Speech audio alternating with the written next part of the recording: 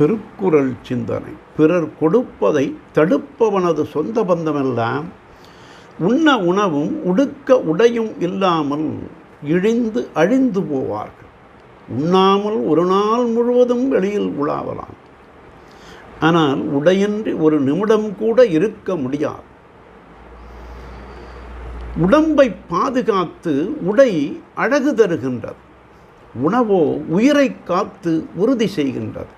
மற்ற எவற்றை காட்டிலும் மக்கள் இன்புற்று வாழ்வதற்கு இவை இரண்டும் முதன்மையாகின்றன. ஒரு வீட்டில் பற்றிய தீ அடுத்திருக்கும் வீட்டையும் எரித்து ஒழிக்கும். அதுபோல பொறாமை தீ தன்னை உடையவனையும் சுட்டு அவன் சுற்றத்தாரையும் சுட்டழிக்கும். ஈவது விலக்கேல் என்பது ஆத்திசூடி.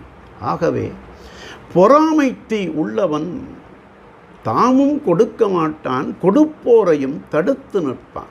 அத்தகையோர் தாமும் கெட்டு தம் சுற்றத்தாரையும் கெட்டுப்போக காரணமாக இருப்பார்கள் என்று தெய்வப்புலவர் அழுக்காராமை அதிகாரத்தில் கொடுப்பது அழுக்கறுப்பான் சுற்றம் உடுப்பதும் உண்பதும் இன்றி கெடும் என்றார். நாளையும் சிந்தை.